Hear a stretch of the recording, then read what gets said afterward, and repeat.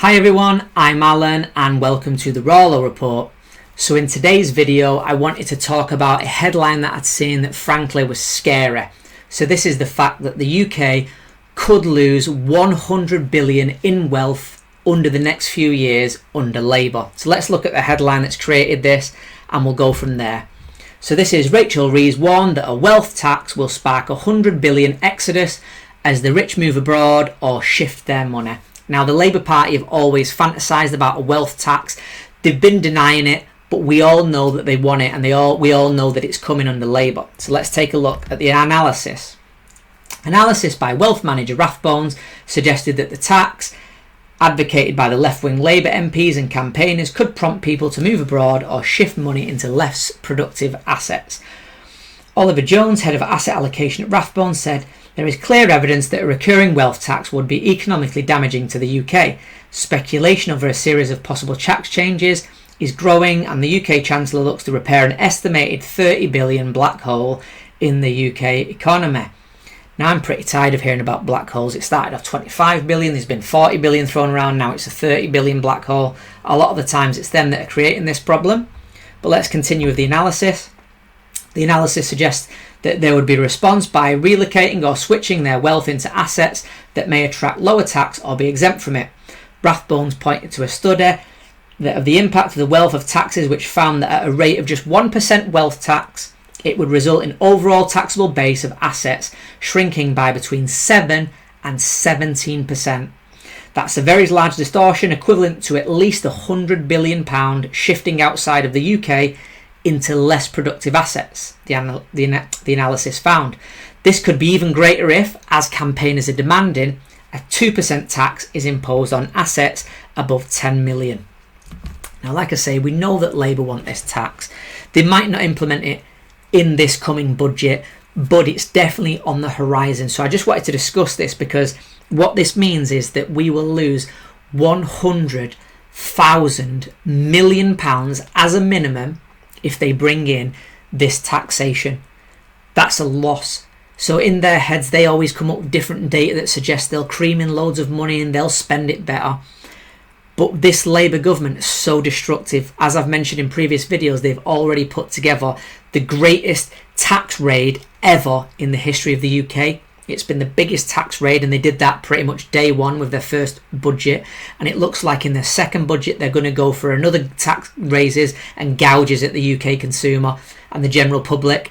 And they're going to go for our pockets again. Now, on the horizon, there is always this idea of a wealth tax, and Labour would love this. So this is quite scary, the idea that they could sum up your net assets, decide that you're worth over 10 million, and then just go, there's your 1% on that. You need to pay that sum or there'll be consequences, or we'll have to seize your assets. And that's kind of the route that we're going down. This is really utopian and really scary.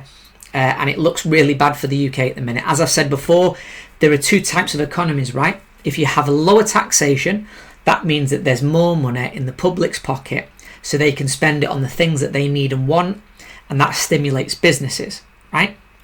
Or you've got the second government, which is higher taxation, which is basically the government's way of saying, we know best of how to spend your money.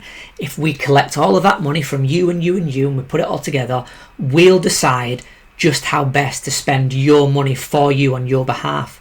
Now, whilst I'm for the first one, which is lower taxes and the person getting to decide, there can actually be a balance between this. So a good government, a patriotic government, one that loves its own people, could actually collect certain taxes to a certain level, and they can spend that in such ways that does build up the economy. It does create jobs, maybe infrastructure jobs.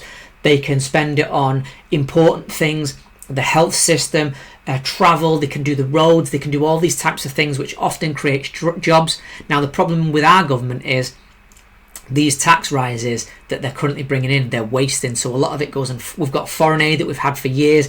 We spend it on welfare on foreigners. There's a Ukraine war that we're fighting. We're throwing it at a climate change package that frankly is never going to work. We're just hemorrhaging money in every direction, and the government's only response is we need to raise more.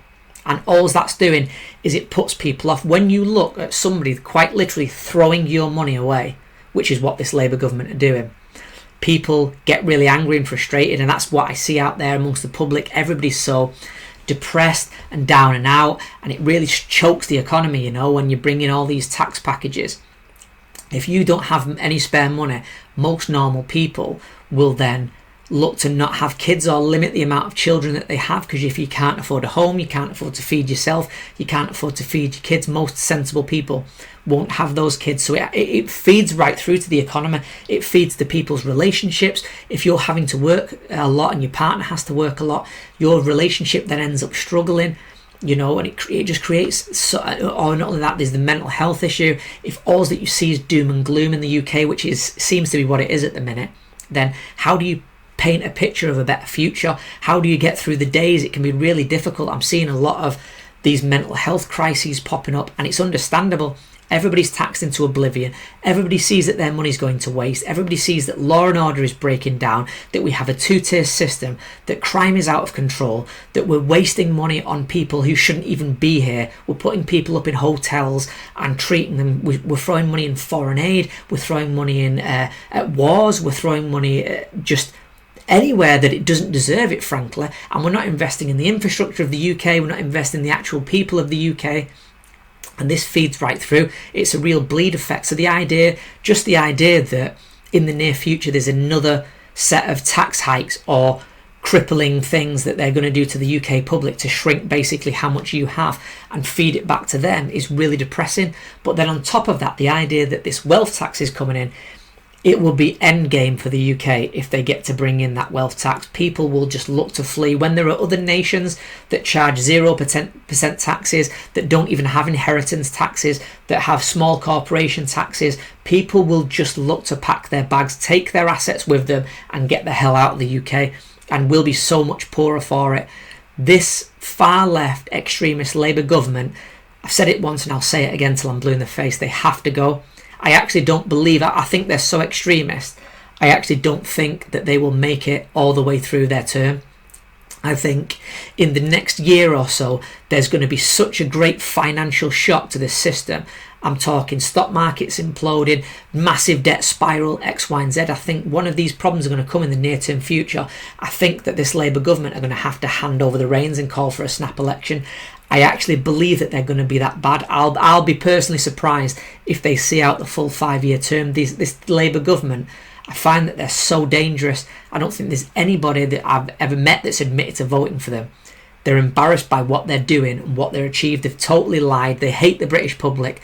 They're so anti-prosperity, anti-British that I think it's just crazy at the minute to see the times that we're living in. But as an Englishman, and then a Brit second, I'm an Englishman before I'm a Brit, and as a patriot, I actually want to believe in the UK that we can pull ourselves out of this. I'm the eternal optimist.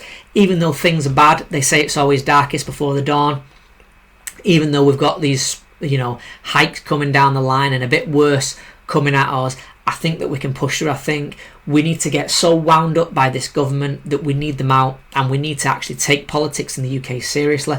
There's not that many people that take it seriously. They treat it almost like a football game where it's the red side versus the blue side, and I was born a red, my family supported red, so I'll just always support red. That whole game needs ripping up. The Conservatives are no good for the UK. They're just the same as Labour. Labour are definitely no good for the UK. We need fresh blood. In my opinion, at the minute, that's probably Reform, but even they're kind of soft on a lot of issues. We need a genuine, strong government with a strong set of principles that puts us first. And, I think they're probably the best party at the minute who's in the best position to do that. But even still, they need guiding along the way. So I hope that you all like this video, guys. If you're a patriot, comment below. Tell me how you're feeling about the UK and what you're noticing. As always, guys, thank you for watching and taking the time to watch my videos.